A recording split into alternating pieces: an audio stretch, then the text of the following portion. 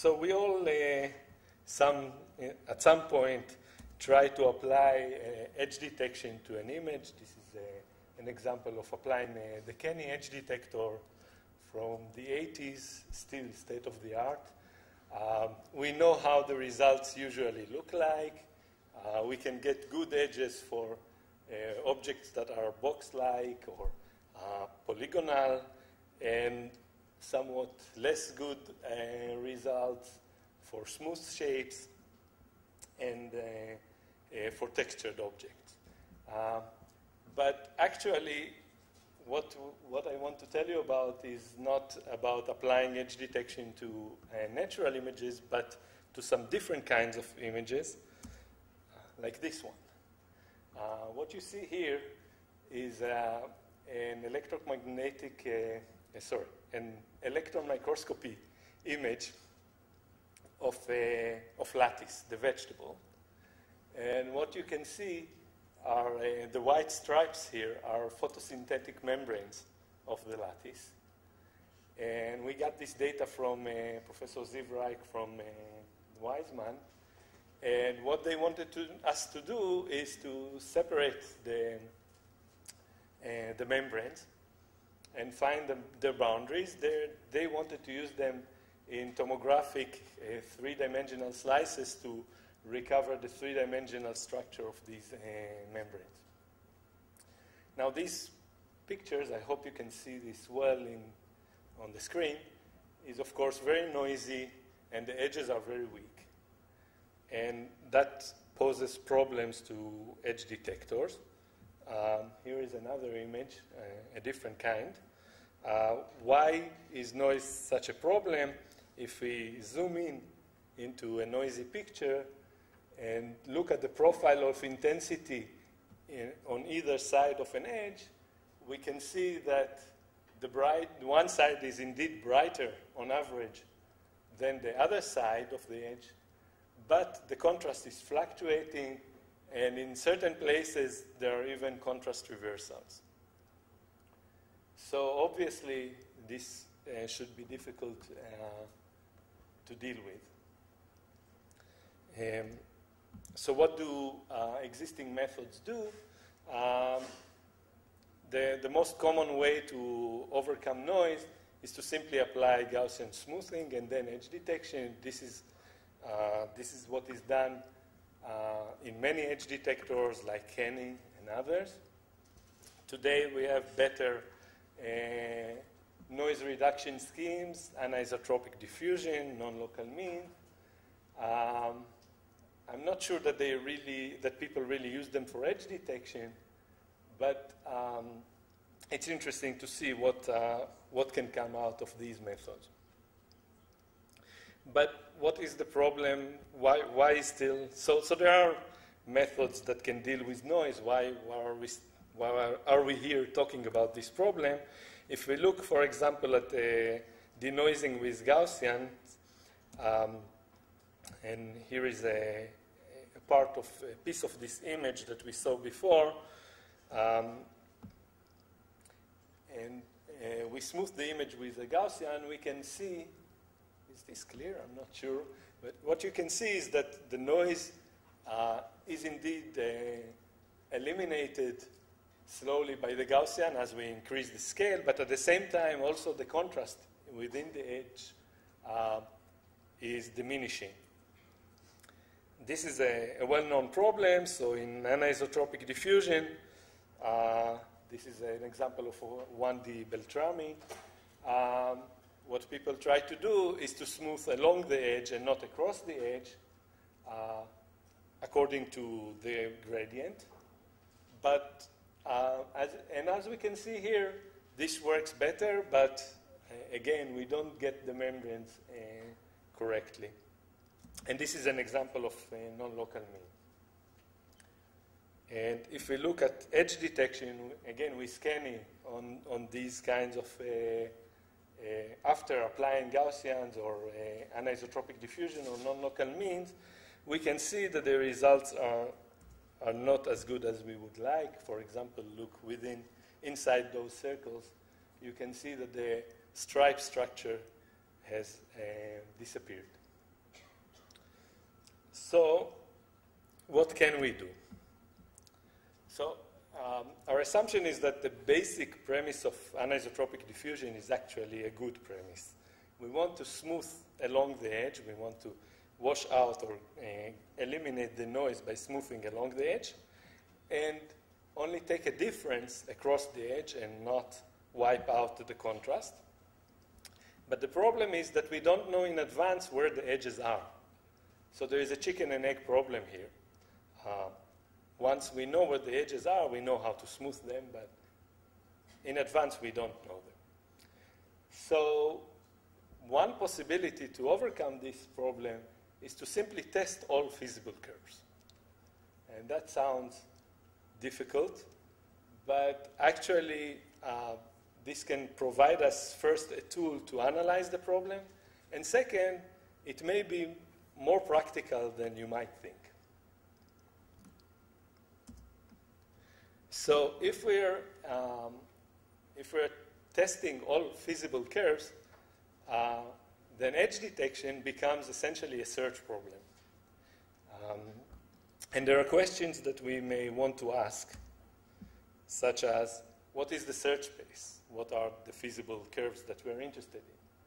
What is the complexity of this? How can we really search efficiently this space? But there is actually a more fundamental question that we want to ask first, and this is, what is the limit of detectability? How faint can an edge be and still be detected? And I will show you in a minute the results that we are obtaining. We can establish that detectability depends on two competing factors: the length of the curves that we are checking and the size of the search space. And I'll explain. So let's assume that our image is composed of step edges and that the image is contaminated by Gaussian noise. And we want to determine when can we detect an edge in this noisy image. Okay? And we're not going to assume anything about the distribution of the true edges. And since we're not assuming that, we should essentially just look at the noise. And so here's a noise image. And we're going to apply filters to this image and ask, do we think that there is an edge there or not? And of course, all the edges that we will find are false edges. And so we will try to set our threshold high enough, but as low as possible, such that we will eliminate all the false responses. So in this noisy image, every pixel is IID Gaussian. And if we take a filter in the shape of a curve, okay, and it has a length L and width W, and we're going to assume that the width is constant, so we will concentrate on the length. Then the response itself is also a Gaussian variable with a variance that is smaller than the variance of each pixel separately, of course, because we're averaging over a set of pixels.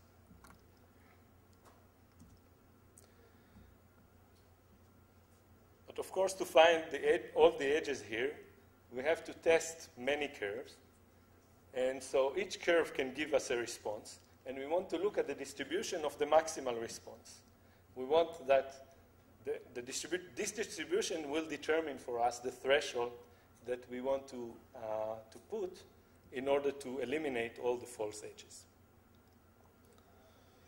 Okay? And the way we define the optimal threshold is as follows. We want that the probability of the maximal response in this noisy image, the probability that this maximal response exceeds the threshold to be a constant that is not dependent on the length of the curves that we are testing. Okay? Otherwise, if it wasn't constant, as we increase the size of the filter, the length of the filter, we will get more false positives. And we want to avoid that.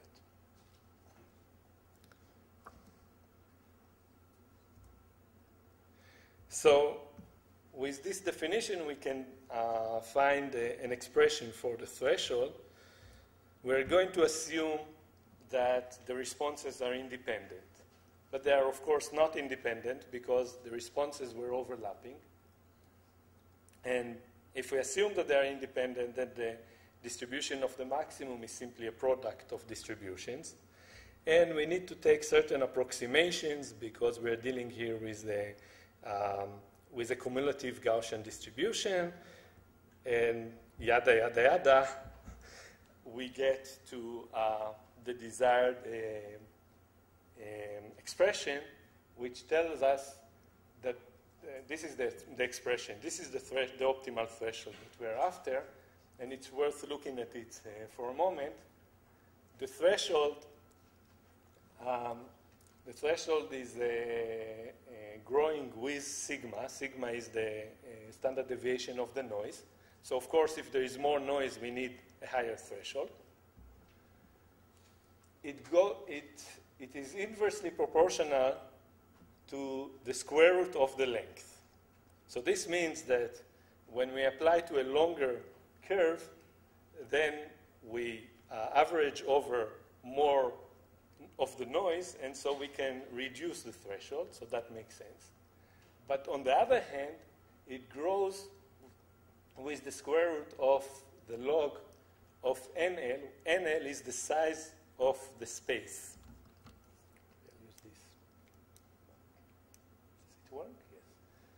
So NL is the number of curves that we are testing at a certain length. Okay? So, and this again makes sense because the bigger the search space, the more we are likely to have false positives. Okay? And so there is this balance between the curve length and the search space. The ideal situation is, of course, that the size of the search space remains constant as we increase the length. In this case, the threshold will go down with the square root of L, of the length of the curve, as we can see here. And the threshold will go to 0 at infinity.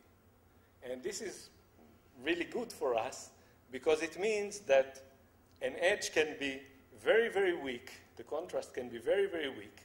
If the edge is very, very long, sufficiently long, then we will be able to detect it. Okay? So that's the desired situation.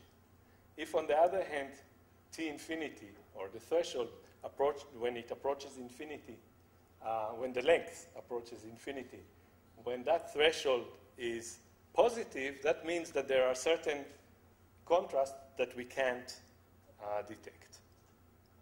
Okay? No matter how long the edge is. Okay. But now the question is, suppose just any curve is possible, and we want to test for just any curve. Can we detect curves that are very, very weak relative to the noise?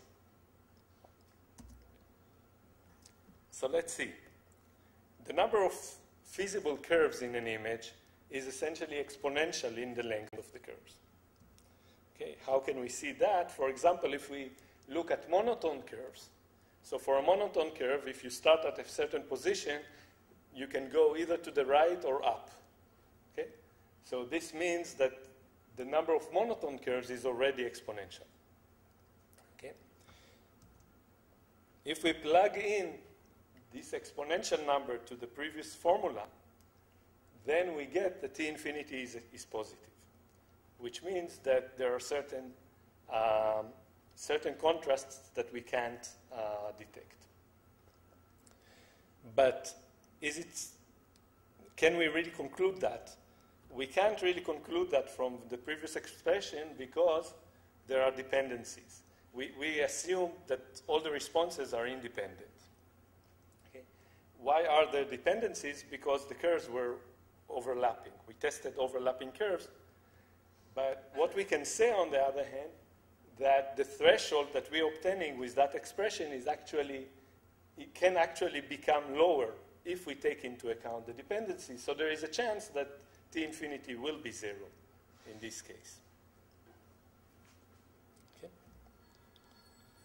So if we take into account the dependency, the question is, can we give an expression for this T infinity? And the answer is we don't know how to do it now, but we can find a lower bound on T infinity.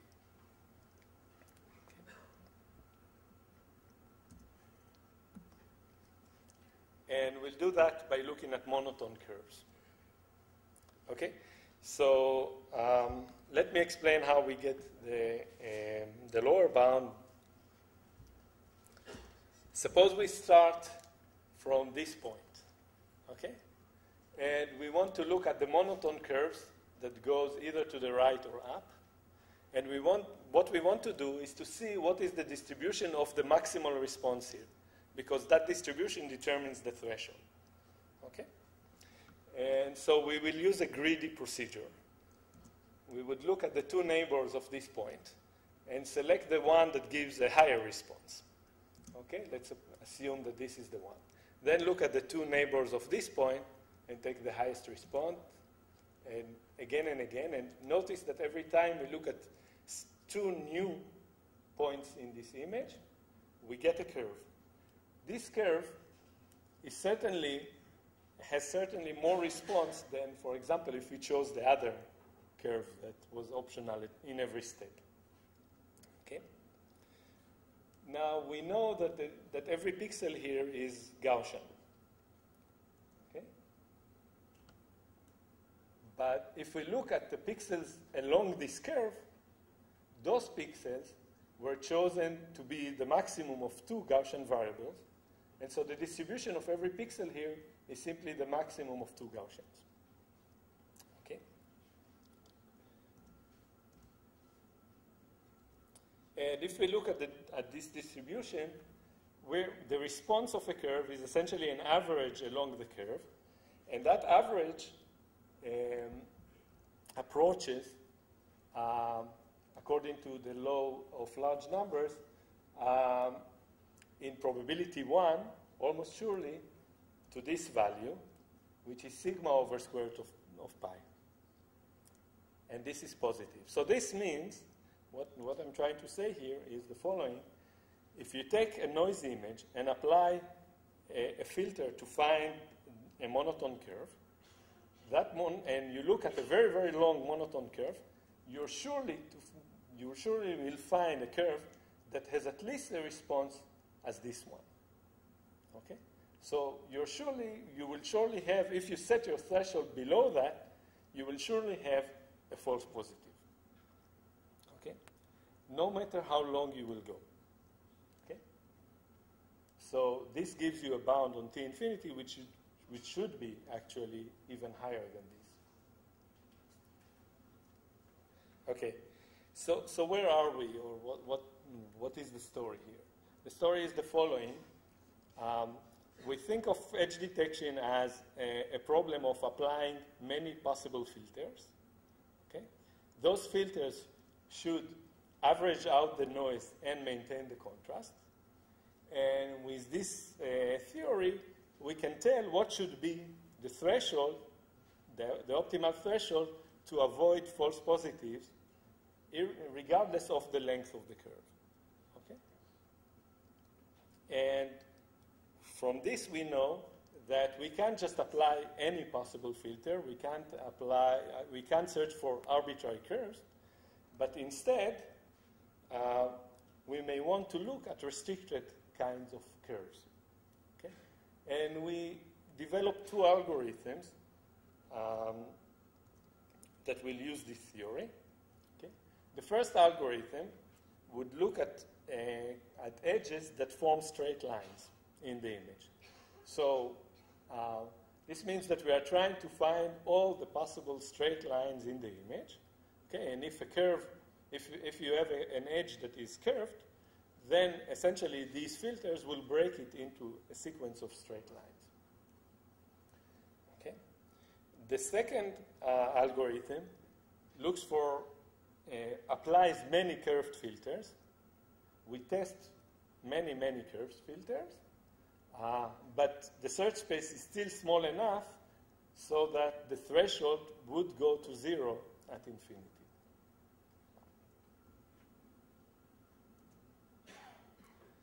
Okay, so let's look first at the first algorithm, which looks for straight lines in an image. And the question is, so this is how the filters should look like. They are rectangular, plus on one side, minus on the other side, and they can have any length and orientation in the image. And the first question is, how many filters do we need to cover the image? Okay. And based on the previous work by Aki Brandt and Jonathan Dim, it turns out that you can actually have a constant search space. So at every level, you need to apply filters. The number of filters that you need to apply is proportional to the size of the image, the number of the size of the image, the number of pixels in the image. How is that? Okay. If we look at two filters that sit one next to the other, and the two filters are small, then there should be significant difference between the responses. But if you look at two long filters that sit next to one another, and the difference in their location is small, then you expect very little difference between the responses. So this means that along the length of the filter, you can, as the filter gets longer, we can sample in fewer locations. On the other hand, if you take a small filter and rotate it a little bit, there is no difference, there is not much difference in the response that you will obtain. On the other hand, if you take a long filter and rotate it by the same amount, you should expect much more difference because the overlap is smaller. And so this means that the longer the filter is, the more orientations you need to have. And if you make the calculation, you will find that overall, you need the same number of filters in every length. And if now you take the filters in the length of the filter to be multiples, say, of 2, then the total number of filters that you obtain will be in the order of n log n, where n is the size of the image, the number of pixels in the image.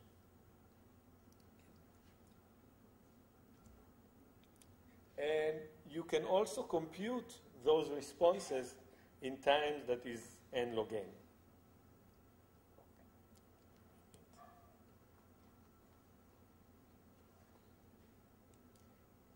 So you do this recursively. So let's start. At every point, we will take a filter of length 1 in 4 different possible orientations. Okay? We'll place that on the grid of the image. Okay? And we put this at every point here, and so this tiles the entire image. Okay? So these will be the responses of length 1. I should say, by the way, that we essentially accumulate every side of the filter, the plus and the minus side, separately. Actually, they are taken at the same time, and we only afterwards take the difference between them. Okay. Now, given that we computed responses of length 1, we compute from them the responses of length 2. From length 2, we compute the length 4, etc. by the following procedure. From these 4 responses, we create 4 length 2 responses simply by taking the averages of 2 neighboring responses, a red and a blue one, a red and a blue one. We get 4 responses. And because we extended the length, we need more orientations. So here are the 4 new orientations. And each of these orientations is obtained by interpolating a tight parallelogram around this new orientation. Okay? So overall, we get 8 filters that come from every point of length 2. and at length 4 we will have 16, etc. At the same time, we will sample them. We will sample fewer of them, so overall we will get something like 4 times the number of pixels responses. So this is how we compute all the straight lines in the image, or almost all the straight lines in the image. And the complexity of this is n log n. We compute n log n responses, and each of them is computed recursively by only local computations.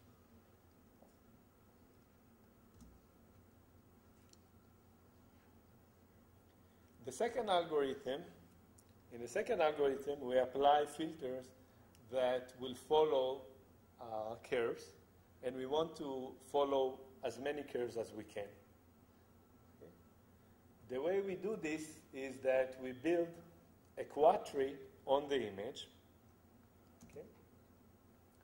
And in this quadtree, at every tile, for every pair of points in the side of the tile, so for every pair of points here, these ones and these ones and these ones, etc., for each of them, we are going to store the best curve that starts at that point and terminates at this point.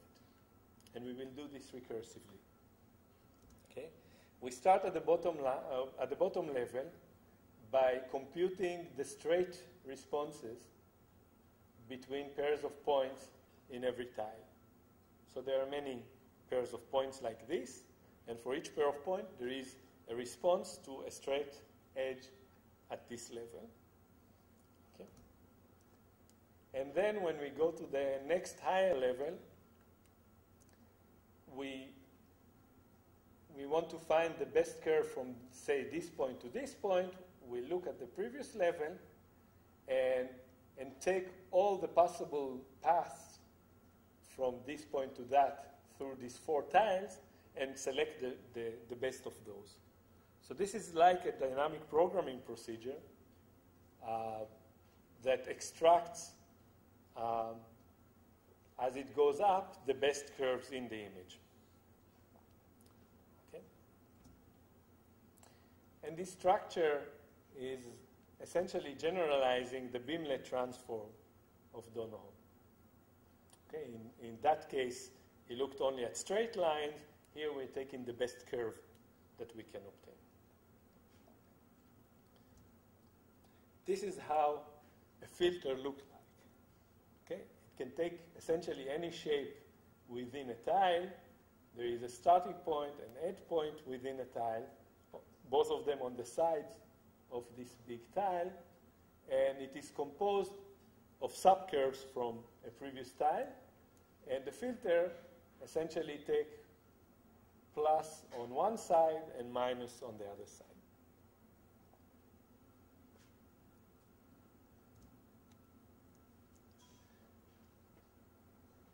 So how complicated it is to do this algorithm?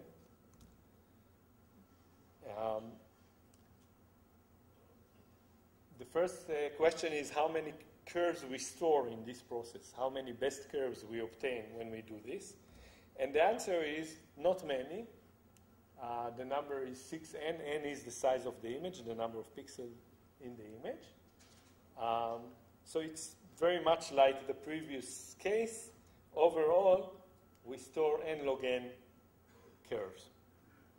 Okay? How long does it take to compute those curves? Okay, if we restrict ourselves to monotone curves, we get an order of n squared. N is the size of the image, so this is no longer very cheap. But we will see that we're going to we're actually testing many, many possible curves when we do this. Okay? Why is the complexity higher than this n log n? The reason is this dynamic programming. We have to choose the best curves along the way. But the interesting question is how many curves are scanned, which means so we choose n log n curves, but from how many curves? How many of the possible edges we actually test for? And the answer is that the number looks like L to the power of log N. So it's a super polynomial number of curves, but it is still sub-exponential, and because of that, it means that the threshold should go to 0. So to wrap up this part, we're applying this quadtree beamlet-like data structure in a dynamic programming fashion to compare this number of curves, this big number of curves. Okay?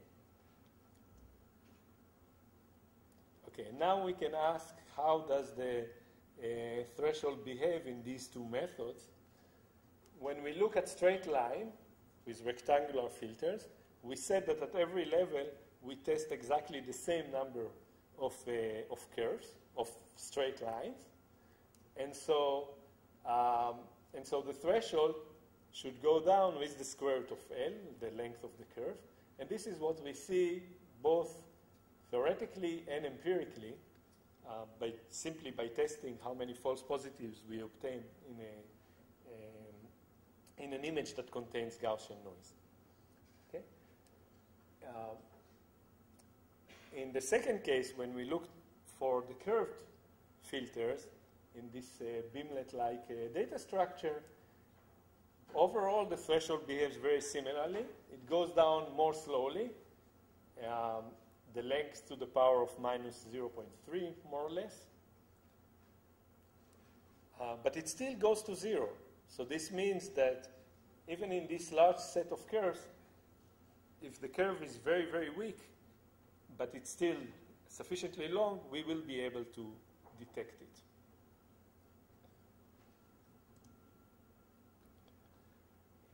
So overall, our edge detection algorithm looks like the following.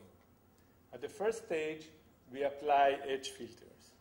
And those filters can be straight lines using the first construction that I showed. Each of them can have its own length and its own orientation. Or using the second procedure, in which we apply this dynamic programming procedure and we look for curved filters. Okay? Once we compute these responses, we compare them with this threshold which we computed analytically in this method. Okay? Each curve has its own threshold, which depends on its length. Okay? And we only accept curves if they exceeded that threshold. But we need one more step, and we call it a recursive decision process. And that is something that you will not find in the usual edge detection algorithm. The reason is the following. If you have a response to a long edge, for example, as you see here, this response could be obtained when the edge is indeed long, or could be obtained also if the edge is very short, but the contrast is very high, and we average that with essentially no response. So we have to separate between those two cases and make sure that the response that we obtain is consistent along the entire curve.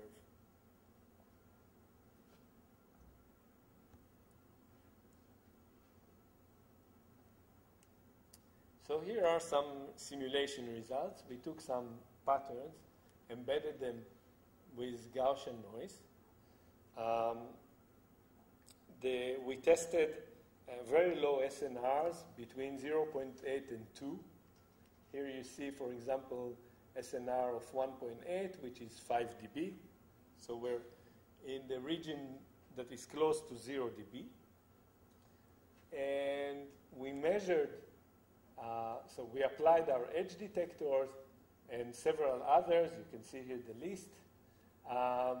And test and check the results according to the F measure, which combines the recall and precision values for the detection.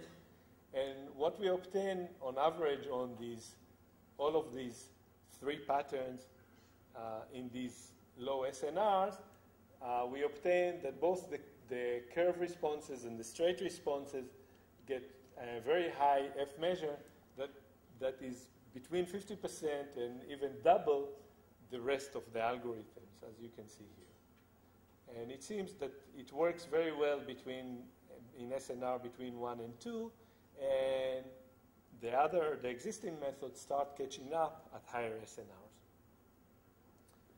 Okay, we tested Kenny, Sobel, the algorithms that came from Berkeley, PB, and BEL, and also algorithms that use wavelets, like curvelets, etc.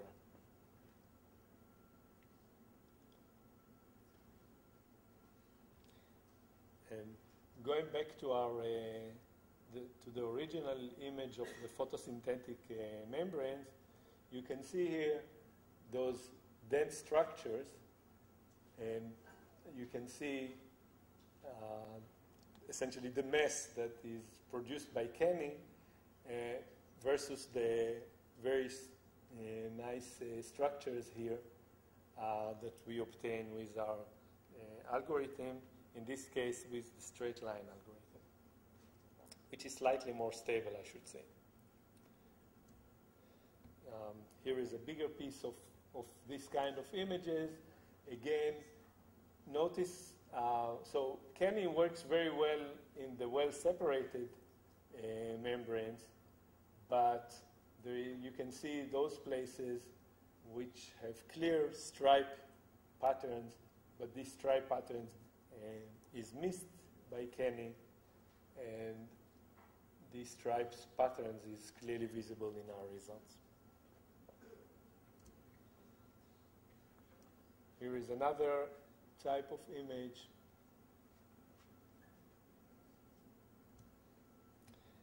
And interestingly, you can get quite good results also on natural images. They don't have to be super noisy. You can see here an image from the Berkeley data set. This is our result. This is Kenny. And this is the second image that I showed before, our result and Kenny.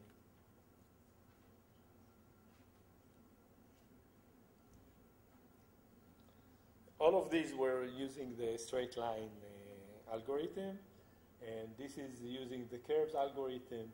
This is our result, and this is several other algorithms. And you can see here a histogram of length of the edges that we found, and you see that there are quite long edges here from which you can so the longer the edges are, the lower the threshold is, and we can find weaker edges this way. Here are some more examples.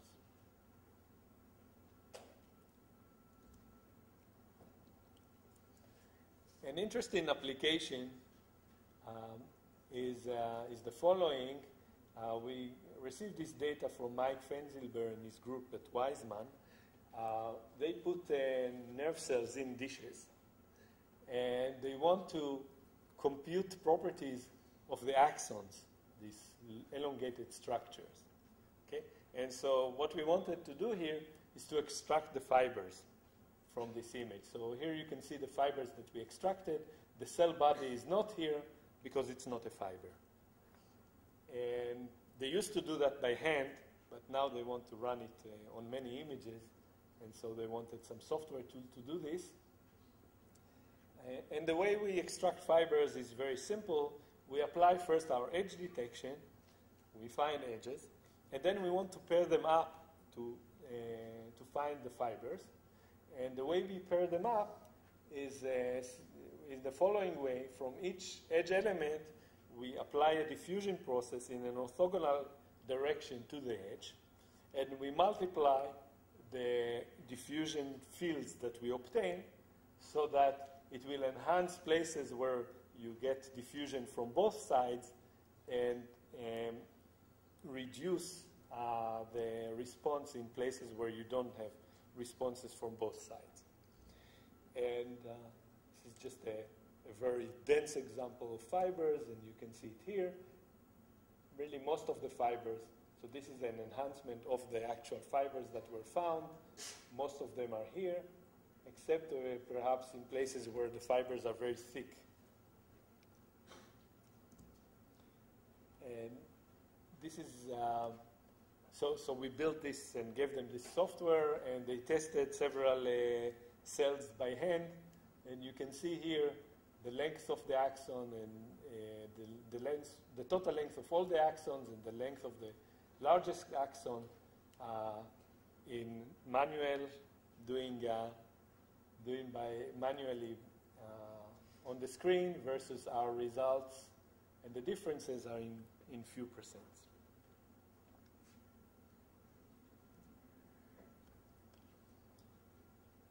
So to conclude, I think that edge detection is actually may worth a second look. In particular, I presented the theory of detecting faint edges in very noisy backgrounds, and as we saw that the detection limits depend on the length of the curve and the size of the search space. There were two algorithms here. One uses straight lines, and one uses curves that it searches over a very large set of curves. And I show application to fiber detections. We're currently trying to extend this to 3D in an efficient way.